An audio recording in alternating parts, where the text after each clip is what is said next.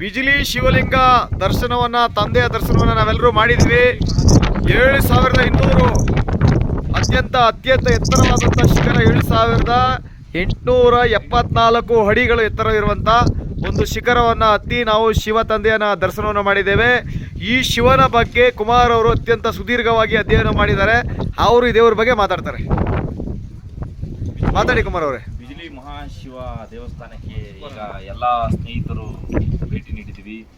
ಈ ಇತಿಹಾಸವನ್ನು ತಿಳಿದುಕೊಂಡು ನಾವು ಇಲ್ಲಿಗೆ ಭೇಟಿ ನೀಡಿದೋ. ಇದರ ಇತಿಹಾಸ ಏನು ಅಂತ ಅಂದರೆ, 12 ವರ್ಷಕ್ಕೂ ಒಂದು ಬಾರಿ ಶಿವನಿಗೆ ಸಿಡಿಲು ಹೊಡೆದು ಶಿವ ಏನಿದೆಯೋ ಛಿದ್ರಗೊಳ್ಳುತ್ತಂತೆ.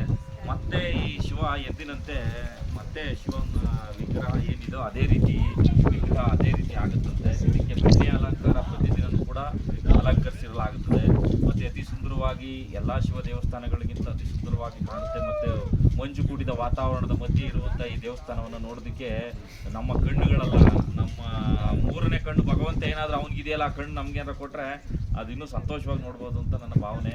ಆಮೇಲೆ ಇದ್ರ ಇತಿಹಾಸ ನೋಡ್ತಾ ಹೋದರೆ, ಒಬ್ಬ ರಾಕ್ಷಸ ಇದ್ದಂತೆ ಇಲ್ಲಿ. ಆ ರಾಕ್ಷಸ ಏನು ಮಾಡ್ತಿದ್ದಂತೆ, ಅವನಿಗೆ ಆಹಾರ ಇಲ್ದಲೆ ಬೆಟ್ಟಗಳ ಮಧ್ಯೆ ಏನು ನೀರು ಹರಿವು ಹೋಗುತ್ತೋ ಆ ನದಿ ಇದೆಯೋ, ಆ ನದಿಗೆ ಅಡ್ಡಲಾಗಿ ಮಲಗಿ ಅಲ್ಲಿ ನೀರನ್ನು ತುಂಬುವಾಗ ಮಾಡಿ ಅಲ್ಲಿ ಪ್ರಾಣಿ ಪಕ್ಷಿಗಳೆಲ್ಲ ನೀರಲ್ಲಿ ತೇಲಿ ಸತ್ತಂಥ ಸಂದರ್ಭದಲ್ಲಿ ಅದನ್ನು ತಿನ್ನುತ್ತಾ ಅವನು ಜೀವನ ನಡೆಸ್ತಿದ್ದಂತೆ. ಇಂಥ ಸಂದರ್ಭಗಳಲ್ಲಿ ಶಿವನಿಗೆ ಈ ಮನುಷ್ಯ ಇದೇ ರೀತಿ ತಿಂದರೆ ಪ್ರಾಣಿ ಸಂಕುಲಗಳೆಲ್ಲ ನಾಶಗೊಳ್ಳುತ್ತವೆ ಅನ್ನೋ ಒಂದೇ ಒಂದು ಕಾರಣಕ್ಕೆ ಅವನು ಆ ಇವನ ರಾಕ್ಷಸನ ಸಂಹಾರ ಮಾಡೋದಕ್ಕೆ ಇಲ್ಲಿಗೆ ಬರ್ತಾನಂತೆ.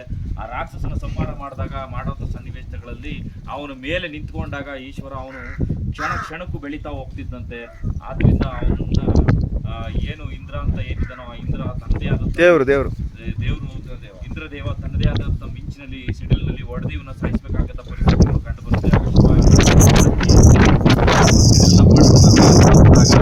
ಇವನು ಇಲ್ಲಿ ಪ್ರಾಣಿ ಸಂಸ್ಕೃತಿಗಳೆಲ್ಲ ಸಿಡಿಲನ್ನು ಸಾಯಿಸಿ ಹೋಗ್ತಾರೆ. ಒಂದೇ ಒಂದು ಕಾರಣಕ್ಕೆ ಆ ಸಿಡಿಲನ್ನ ಅವನೇ ಒಬ್ಬನಿಗೆ ಬಡಿಯೋ ರೀತಿಯಿಂದ ಮಾಡಿಕೊಂಡು, ಶಿವನಿಗೆ ಬಡಿಯೋ ರೀತಿಯಿಂದ ಮಾಡಿಕೊಂಡು ಆ ಶಿವ ರಾಕ್ಷಸನ ಜೊತೆ ಆ ಶಿವನ ಇಲ್ಲಿ ಏನು ಆ ರಾಕ್ಷಸನ ಅಟ್ಟ ಅಂತ್ಯ ಆಡೋದ್ರ ಮುಖಾಂತರ ಏನು ಇವತ್ತು ಪ್ರವಾಸಿಗರು ತಾಣವಾಗಿ ಪ್ರತಿಬಿಂಬಿಸುವಾಗ ದೊಡ್ಡ ಮಟ್ಟದಲ್ಲಿ ಏನು ಬೆಳೆದಿದೆಯೋ ಅದರ ಇತಿಹಾಸವನ್ನು ನಾವು ನೋಡಿ ಬಹಳ ಸಂತೋಷವಾಗಿ ಈ ಸನ್ನಿಧಿಗೆ ಬಂದು ಎಲ್ಲರೂ ಆ ಶಿವನ ಪಾತ್ರಕ್ಕೆ ನಾವು ಪಾತ್ರರಾಗಿ ಅವನ ಕೈ ಮುಗಿಯುವ ಮುಖಾಂತರ ಅವನ ಕೃಪೆಗೆ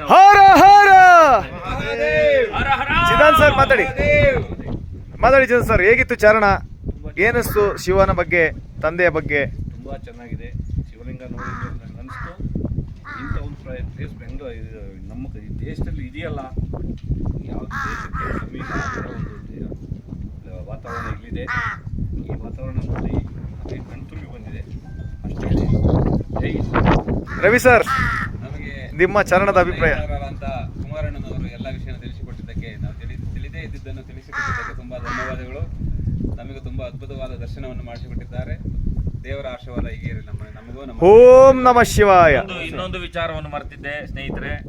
ಇಲ್ಲಿ ಹಲವಾರು ಸಂಶೋಧಕರು ಇದರ 12 ವರ್ಷಕ್ಕೆ ಒಂದು ಬಾರಿ ಏಕೆ ಇಲ್ಲಿಗೆ ಸಿಡಿಲು ಬಡಿಯುತ್ತದೆ ಅನ್ನೋದು ಹಲವಾರು ಸಂಶೋಧನೆಗಳು ಕಂಡುಕೊಂಡ್ರು ಕೂಡ ದೇವಸ್ಥಾನಕ್ಕೆ ಯಾವುದೇ ಗರ್ಭಗುಡಿಗೆ ಹಾನಿ ಆಗಲ್ಲ, ದೇವಸ್ಥಾನಕ್ಕೆ ಏನೂ ಆಗಲ್ಲ, ಬರೀ ಶಿವನ ಲಿಂಗಕ್ಕೆ ಹಾನಿ ಆಗೋದು ಯಾವುದು ಸಾಧ್ಯ ಇದೆ, ಇದು ಸುಳ್ಳು ಅಂತ ಅನ್ನೋ ಹಲವಾರು ಬಾರಿ ಸಂಶೋಧನೆಗಳನ್ನ ಹಮ್ಮಿಕೊಂಡ್ರು ಕೂಡ ಇನ್ನೂವರೆಗೂ ಆ ಸಂಶೋಧನೆ ಇದು ಹೇಗೆ ನಡೀತಾ ಇದೆ ಅನ್ನೋದು ಅವ್ರಿಗೆ ಕಂಡು ಬಂದಿಲ್ಲ. ಅದು ಇವತ್ತು ಕೂಡ ಆಶ್ಚರ್ಯಕರವಾಗಿ ಉಳಿದುಕೊಂಡಿದೆ.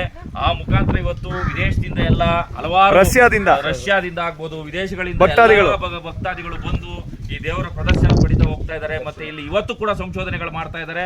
ಆ ಸಂಶೋಧನೆಗೆ ಇವತ್ತು ಕೂಡ ಅವರಿಗೆ ಧನ್ಯವಾದಗಳು ಕುಮಾರ್ ಸರ್. ಧನ್ಯವಾದಗಳು. ದೇವಸ್ಥಾನಗಳನ್ನ ನಾವು ನೋಡಿದಕ್ಕೆ ಅಭಿವೃದ್ಧರಾಗಿದ್ದೇವೆ.